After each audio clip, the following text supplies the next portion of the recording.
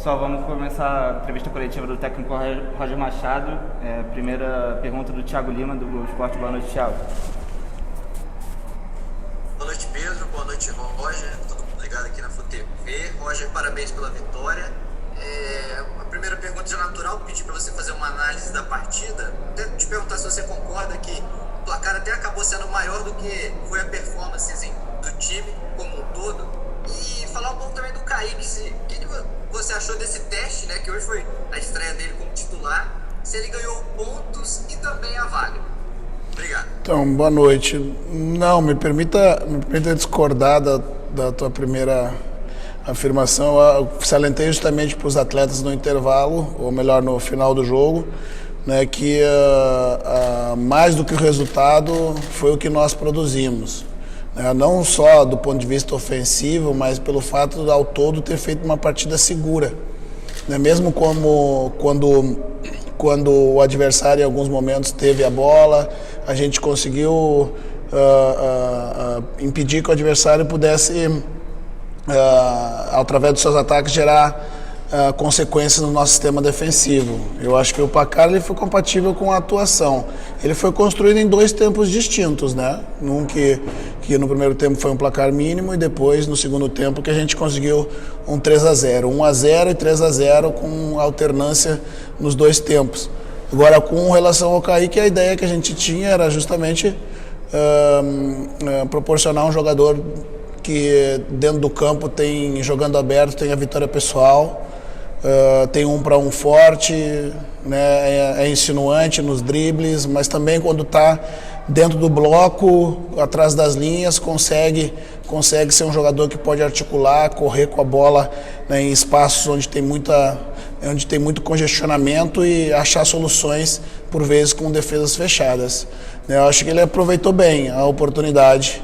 Era o desejo desde o início, né?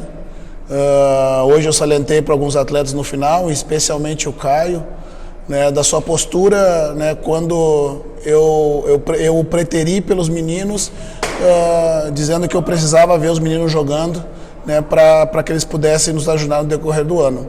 Né, e que bom ver os meninos aí podendo jogar e contribuir com uma vitória importante. Próxima pergunta do Pedro Rangel, do Saudações Tricolores. Boa noite, Pedro. Boa noite, Pedro. Boa noite, Roger, a todos aqui na sala de imprensa também.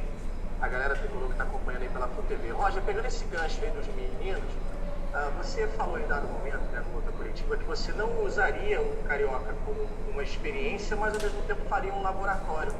E restam 3 rodadas aí no final da Taça Guanabara. O que a gente vai assistir daqui para frente? Vai ser você maturando um time que vai estrear na Libertadores, que também está começando a gerar essa ansiedade na torcida, ou a gente vai observar você observando outros nomes jovens, como o Jeff Té, como mais oportunidades como o Matheus Martins e essas outras joias que estão subindo do Flu aí. Obrigado, boa noite. Perfeito, a pergunta extremamente pertinente. Justamente são essas duas vias, né? Amadurecer o time para a Libertadores, né, e sem deixar de valorizar o campeonato estadual, né? Quando eu fui questionado a respeito do que seria a estratégia, e como eu falei agora sobre a atitude do Caio, né, em ter passado muitas vezes os jogadores que foram mais utilizados no Campeonato Brasileiro, que nos deram a vaga para a Libertadores, passar dos meninos na frente para que eles pudessem ter essa maturidade, né? Eu não gostaria de ter como um apontamento, como um laboratório, o campeonato de uma forma pejorativa, né? Mas de fato é a oportunidade que a gente tem de ver os jogadores em campo em jogos mais pesados, jogadores jovens que podem nos ajudar. E você citou o nome de outros jogadores que a gente já traz para o profissional. O Martins já foi a banco, o Jeff Té ainda não foi a banco, mas a semana inclusive treinou bastante conosco. Quando dá a oportunidade de poder e o jogo permitir, eu não tenho a dúvida que eu vou querer utilizar. Mas também tem a segunda via, que é a gente amadurecer o time, encaixando as peças, né, para as finais do campeonato, né, e para a Libertadores que se avizinha. Próxima pergunta é da Luísa Sá, do Lance. Boa noite, Luísa. Boa noite, Roger. Parabéns pela vitória. Roger, eu queria te fazer 2 perguntas. Primeiro sobre o Fred, que hoje mais uma vez marcou, está chegando aí aos 400 gols na carreira. que é um jogador importante tanto dentro quanto fora de campo, né? Como líder, como veterano que é. Queria saber sobre ele, assim, o que você tem achado, se você vê o Fred como ativo, né, na Libertadores aí pela frente dessa temporada. E também queria saber se você puder explicar sobre a opção por deixar o Michel Araújo e o Miguel fora do jogo de hoje. Obrigada.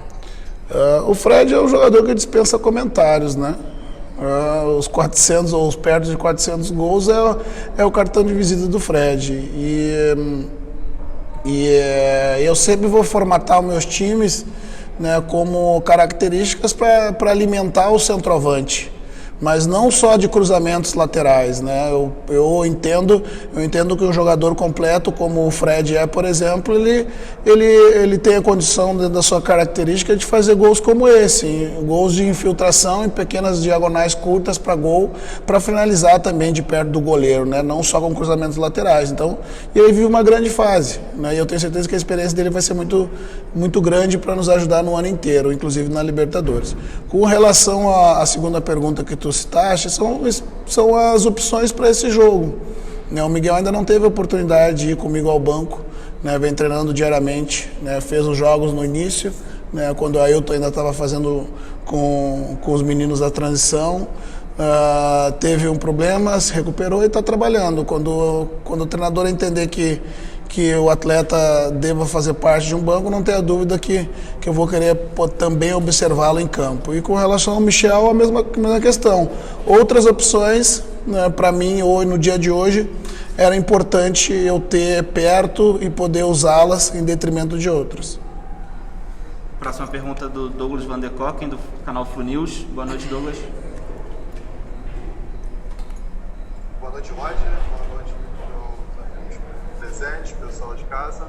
Roger, eu queria te fazer uma pergunta, mais ou menos uma como se fosse duas, né? Falar sobre o Ganso, o autor do quarto gol, que ele jogou hoje, se eu não me engano, que deu para observar, como um atacante. Ele entrou mais sendo um homem de frente. E ele já havia falado isso logo depois da sua chegada, que ele preferiria jogar mais adiantado ali como um atacante mesmo. Eu queria saber se você pretende utilizar o Ganso mais adiantado como atacante de referência ou até segundo homem de ataque, e se for essa a sua intenção, qual seria o meia que substituiria o Ganso, né? Já que a gente teria no ano passado o Ganso e Dedê ali como os mesmos. Não, na verdade, a característica que eu vejo para essa posição, que é logo atrás do centroavante, e eu sempre trabalho buscando esse posicionamento para o meu atleta que joga logo abaixo do camisa 9, não é um meia articulador, é um meia atacante, né? E hoje o Paulo entrou como meia atacante. O que significa isso? Que por vezes, quando o Paulo, quando o Ganso ou quando o Nenê não estejam articulando na jogada, eles têm que estar perto da área, né, para que a jogada, quando acontece, construída por outros jogadores, ele possa estar dentro da área para concluir. Mas então, teve um jogo no estadual que eu usei o Paulo como um falso 9, muito mais pelas alternativas que eu tinha naquele momento, mas também, sobretudo, né, para voltar a despertar no Paulo o desejo de estar perto da área e poder, quando a jogada se definir, ele fazer o que ele fez hoje, balançar as redes como nos ajudou no quarto gol. Então, a característica dessa função demanda, na minha opinião, nas equipes que eu costumo construir, uma postura um pouco diferente desse jogador que joga com a camisa 10, digamos assim, né? Na minha opinião, ele é muito mais um meio atacante do que um meio articulador, né? E sempre que possível vou desejar utilizá-lo dessa forma, ora articulando, ora finalizando as jogadas dentro da área. Para finalizar a nossa coletiva, Aline Nastário, TNT Esportes. Boa noite, Aline.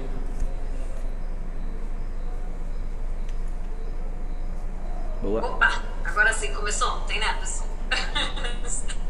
Boa noite, Roger, para você, boa noite, Pedro, boa noite para os colegas, todo mundo que acompanha com a gente também. Bom, Roger, eu acho que esse momento de pandemia, né, deixa a gente, como repórter, sem conseguir captar muito o que acontece ali naquele momento, né? Porque a gente está longe do campo e a gente está longe da torcida. Então, quando eu acompanho assim, o jogo em home office, eu fico tentando achar o termômetro e, de repente, ver o que o torcedor vem dizendo em rede social, alguma coisa do tipo. E hoje, um ponto me chamou a atenção. A gente falou aqui brevemente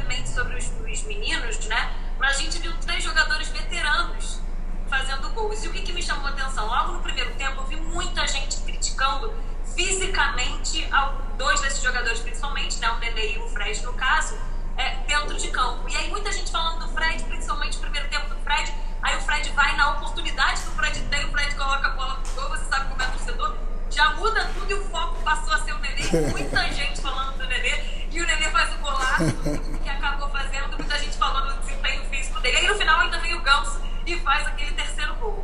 Então, muita gente falando do desempenho físico, só que, no entanto, a gente tem 3 jogos, né? Falando de Nenê e Fred aí, 3 jogos que eles começaram. Então, eu acho importante você trazer, já que a observação do torcedor foi essa, você trazer esse ponto do desempenho, do desenvolvimento físico deles nesse momento, e como você está fazendo aí para resgatar esses 3 jogadores, não diria resgatar, mas diria colocar num bom momento esses 3 jogadores experientes, que lá atrás tinha muito questionamento se podia jogar junto ou não. Não, perfeito. E obrigado pela pergunta, porque às vezes quando você tenta contextualizar depois de um mau resultado, né, o início de temporada, pode soar como um discurso e desculpa da derrota, né? Mas a gente contextualizar desde os primeiros jogos, na verdade, nós fomos o time que mais utilizou jogadores. Eu tive 4 dias e um contexto completamente distinto do que a gente está acostumado. Eu tive 4 dias preparando o time para jogar uma pré-Libertadores, que ela não aconteceu em função do título do Palmeiras. Esses jogadores depois, no domingo, foi interrompido, eles ganharam 10 dias de recesso, né? Enquanto isso, 2 jogos foram feitos, né, pelo Sub-23, 3 jogos foram feitos por jogadores, um misto do Sub-23 com alguns que não tiveram o seu descanso para nos ajudar a retomar o campeonato estadual. E, na verdade, esse é o 3º jogo com os jogadores que acabaram o ano no Campeonato Brasileiro. Então, foram 10 dias de recesso, mais 10 dias de treinamentos, foram 20 dias.